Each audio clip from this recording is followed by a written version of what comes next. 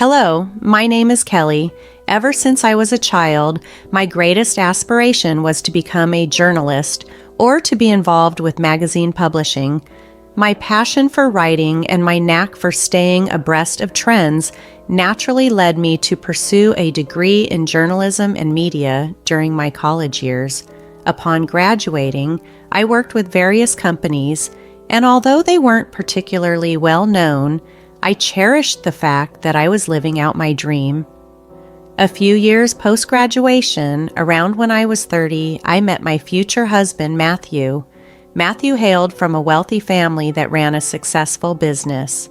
This detail is significant because Matthew's mother, Grace, never approved of me.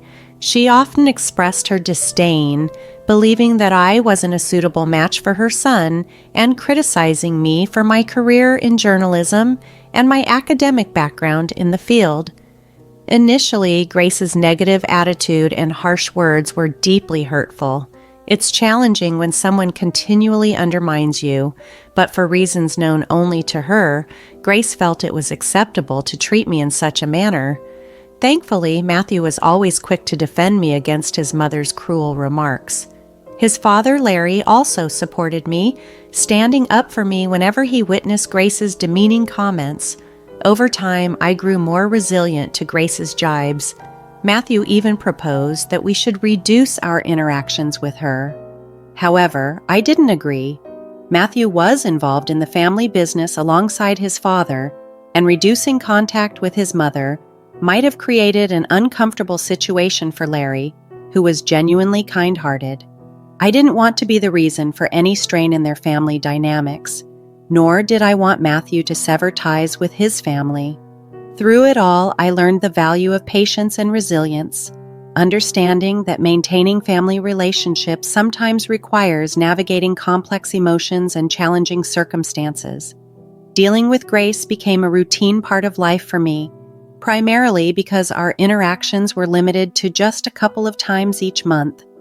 However, the dynamic shifted dramatically when Larry, her husband, needed to travel overseas for a business venture.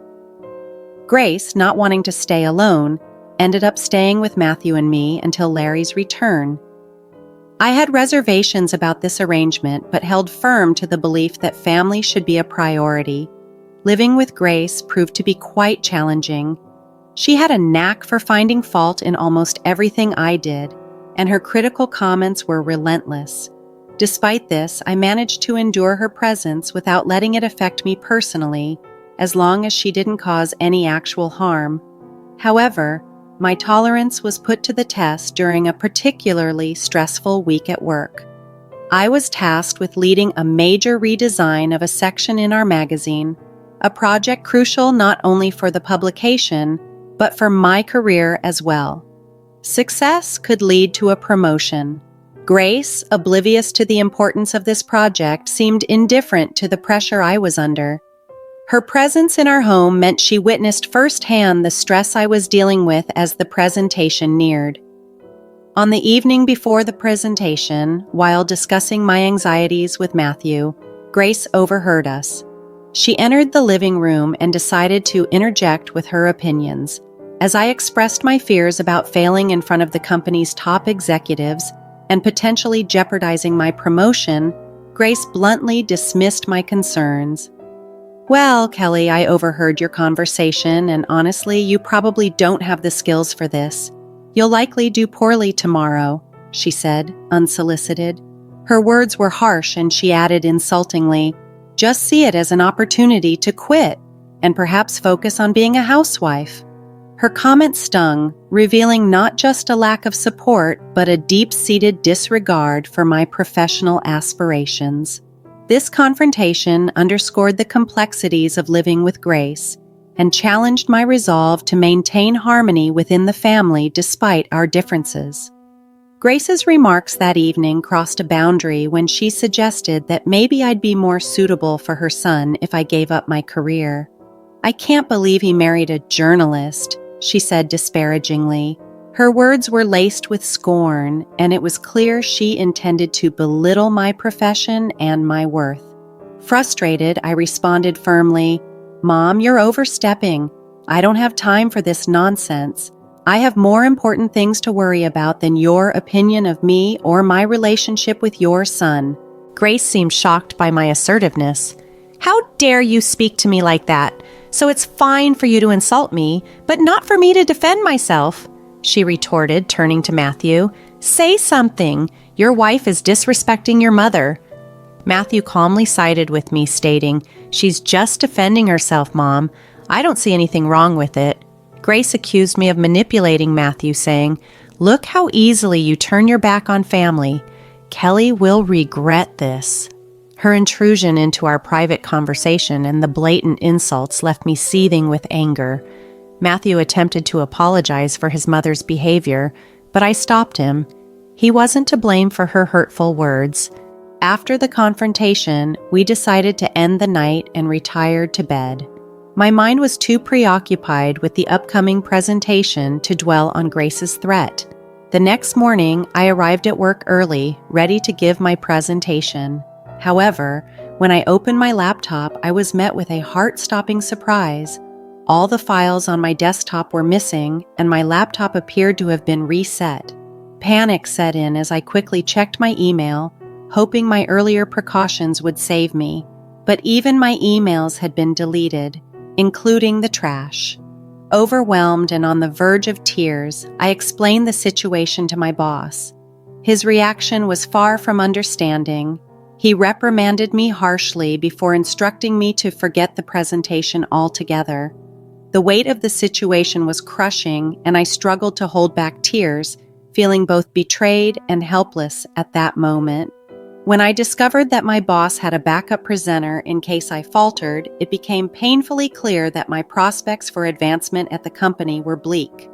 Devastated by the turn of events, I rushed home, tears streaming down my face. Matthew was still at home, and upon seeing my distress, he decided to take the day off to support me. He embraced me as I wept, and once I had somewhat regained my composure, he gently inquired about what had transpired. "What's wrong, honey? Didn't the presentation go well?" he asked, puzzled. "There was no presentation, at least not by me," I replied, my voice still trembling. "What do you mean? You put so much effort into it. You barely slept these past few days because you were working so hard," Matthew said, his concern deepening. I explained the heartbreaking situation. When I got to work, I opened my laptop only to find that everything had been deleted. "How did that happen?" he asked, bewildered. "It was both embarrassing and humiliating to have to explain it to my boss," I admitted, feeling the sting of the memory. "Didn't you back it up somewhere else?" "I did. I emailed it to myself, but my inbox and even the trash had been emptied," I explained, the frustration evident in my voice. Matthew's face fell with sympathy. "I'm so sorry this happened. What did your boss say?" "He was furious and called me unprofessional and lazy. He had someone else ready to do the presentation," I said, the bitterness hard to hide. "But you still have your job, right?" Matthew tried to find a silver lining. "Yes, but I'm stuck. There's no room for me to advance or move. I'm done here," I declared, defeated. "Don't worry, honey. You'll find a better job. I'll be here for you through it all. Just keep working here until you're ready to leave," he reassured me, his support unwavering. "Yeah, I'll give my notice now. I can't believe I worked so hard for this, and just when I was close, it all slipped away," I said, the realization sinking in. The incident left me deeply affected. I take pride in my work, and to have a project fall apart so disastrously was traumatic. Though I continued to work there for another week, my heart wasn't in it anymore. I submitted my resignation, counting down the days until I could leave. Throughout this ordeal, Grace's reaction was oddly gleeful. She once saw me in tears and made snide remarks, gloating over my misfortune. Initially, her words fueled my anger, but eventually I realized that her satisfaction with my struggles only reflected her bitterness. As I reflected on Grace's behavior, I couldn't shake the suspicion that her delight might stem from the hope that I would finally quit my job and become a housewife, or perhaps more unsettlingly, that she had a hand in the ruin of my career. The thought that Grace might have sabotaged my laptop haunted me, fueling a nagging intuition that she was involved in the disaster. Before approaching Matthew with such a serious accusation, I knew I needed concrete proof. Determined to catch Grace if she was indeed sabotaging me, I devised a plan to monitor her actions discreetly. I purchased a hidden camera designed to look like a smoke detector and installed it on the office ceiling. I synced the device with my phone, setting everything in place to capture any misdeed. The next part of my plan involved baiting Grace into revealing her possible involvement. I made it a point to appear visibly stressed and anxious around the office, hoping to draw her attention. Matthew was still at work, unaware of the unfolding drama. As expected, Grace took notice of my anxious pacing and couldn't resist inquiring. "What's wrong? Are you stressed about another project?" she prodded. Taking a deep breath, I confided in her, playing into her curiosity. "I've been given another chance to present my work, and it could lead to a raise," I shared, masking my anxiety with a hint of hope. "Oh?" Grace's interest was piqued, her tone laced with a mix of surprise and skepticism. "Yes, and I'm nervous because this is my last chance to get things right. I have to do well," I continued, watching her reaction closely. "Why aren't you telling Matthew? Is it because you're embarrassed about your job?" "No, it's not that. I just don't want to disappoint him again. Please, let's keep this between us, okay?" I pleaded, trying to gauge her response. "I'm not promising anything, but it'll be interesting to see what happens tomorrow," she replied, her words chilling. "Why do you always want me to fail?" I couldn't help but confront her. "I just think you'd be better off as a housewife. It's less embarrassing than what you're doing now," Grace scoffed, dismissing my concerns. Frustrated and needing space to prepare, I finally said, "I don't have time for this and I don't care what you think. Please leave me alone so I can practice my presentation before Matthew gets home." With that, Grace left, and I was left to hope that my hidden camera would reveal the truth behind her unsettling satisfaction. Grace's smirk as she glanced at my laptop was unsettling, and it lingered in my mind long after she had left the office. I stayed put a little while longer, finally leaving only when Matthew arrived home. Throughout dinner, Grace's occasional smirks continued, each one sending a ripple of unease through me. Later that night, after Matthew and I had settled into our usual routine of watching a few episodes of our favorite TV series, I decided it was time to check the footage from the hidden camera I had installed in my office. As we watched, the screen showed no unusual activity until around midnight. That's when Grace stealthily entered the office. I hastily showed Matthew the live feed on my phone. Initially puzzled, he soon watched in disbelief as Grace tampered with my laptop, causing it to shut off and restart. Matthew's expression turned from shock to anger as he realized what was happening. Meanwhile, the camera captured Grace rifling through my files. Unable to contain his frustration, Matthew stormed into the office. He burst through the door, startling Grace, who spun around, caught in the act. "What are you doing in here, Ma?" Matthew demanded, struggling to maintain his composure. "Oh, nothing really," Grace replied nonchalantly. "Then why is Kelly's laptop open? Are you accusing me of going through her stuff?" Matthew pressed. "I think you did more than just go through it, Mom. Did you come here to tidy up at midnight? And Kelly isn't the type to leave her laptop open. You know that," Matthew retorted.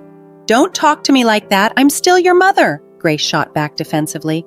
"Yeah, my mother who seems to enjoy hurting and sabotaging my wife," Matthew replied, his voice firm. "We caught you on camera resetting Kelly's laptop." "You were spying on me? That's disgusting. How could you film me without my consent?" Grace exclaimed, her indignation feigned.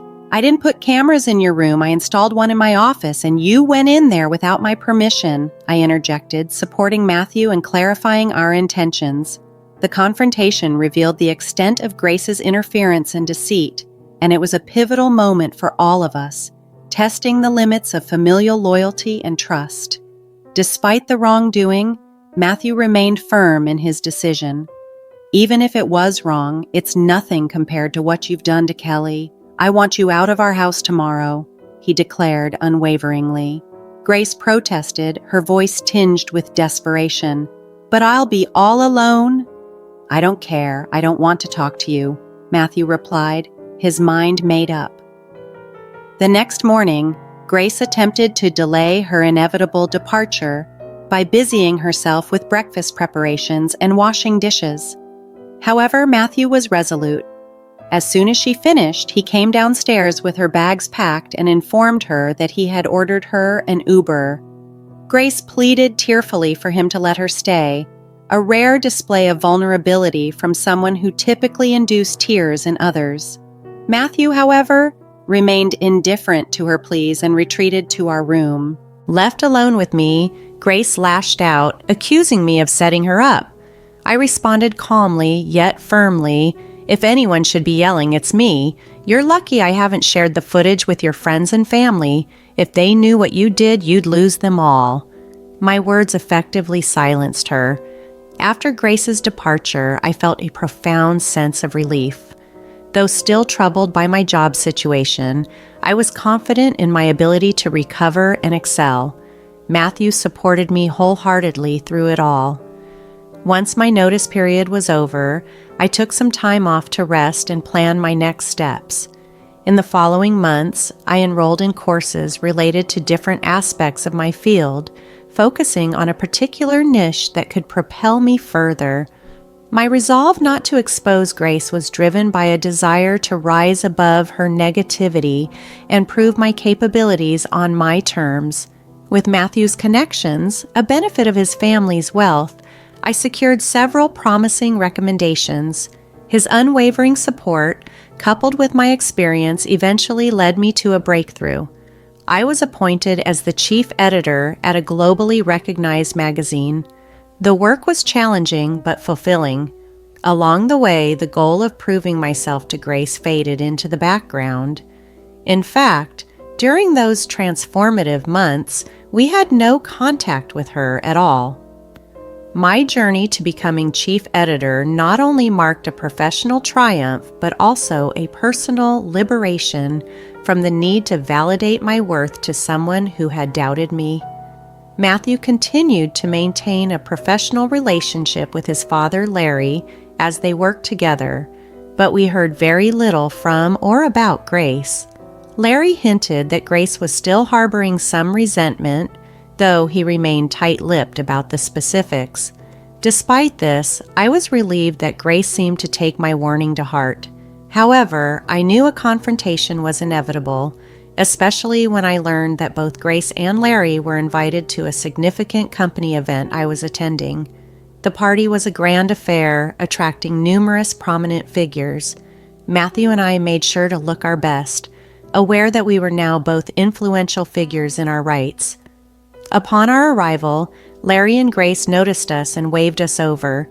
We approached, exchanging greetings. Grace gave me a critical once-over and smirked. "Look at you, trying to fit in," she sneered. "Ignore her, Kelly. You look lovely as always," Larry interjected kindly. "Thanks, Larry. How have you been?" I asked, trying to steer the conversation away from Grace's snide remarks.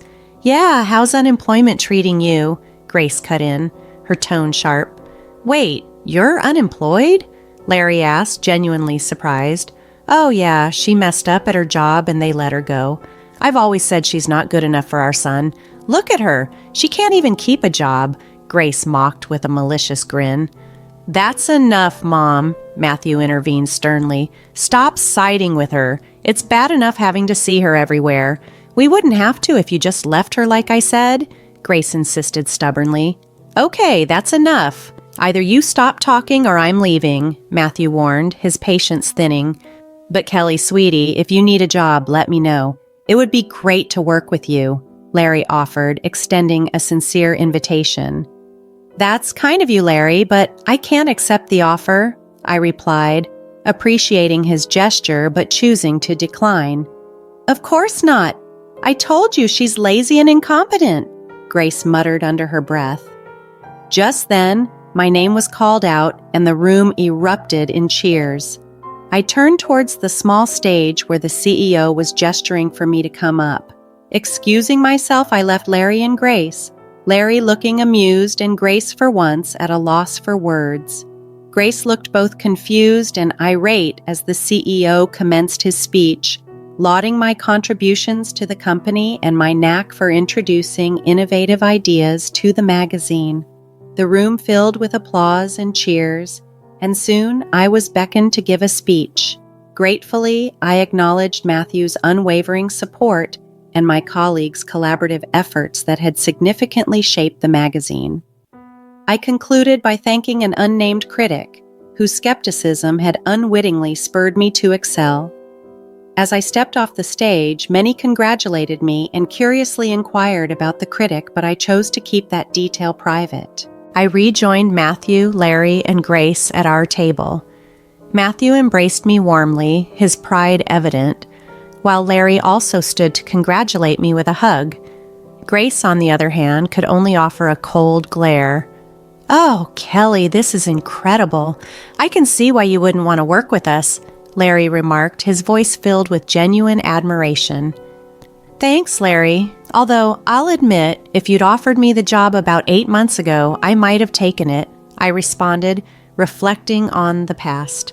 "You should have. At least then you'd be paid more," Grace retorted sharply, her tone dripping with sarcasm.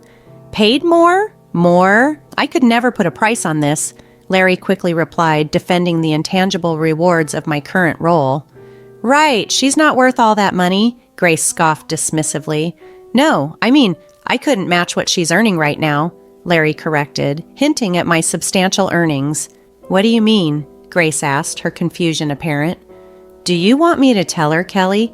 It might come off as boasting if I say it," Larry offered, looking at me for permission. "Kelly makes at least 6 times more than I do in her current position," Larry revealed, causing Grace's eyes to widen. "Oh yeah, she must be making way more than Matthew or I could ever imagine," Grace exclaimed, her tone shifting from disbelief to grudging acknowledgement. "That can't be right. You must be mistaken," Grace insisted, still struggling to accept the reality. "He's not mistaken, Mom. I did mean it when I thanked you. You've been nothing but a bully to me, and I hope to see me more successful than anyone in your family stings. Anyway, I have other people to talk to. Excuse us," I said firmly, ready to move on from the negativity. "Grace, Larry, feel free to join us anytime. Goodbye," I concluded as Matthew and I left the table, leaving a stunned Grace behind. Larry chuckled and raised his drink to me as Matthew and I walked away, a gesture of solidarity and celebration. I had never felt more alive and validated. It was an incredible moment of triumph, and I was immensely grateful for Matthew's support throughout it all.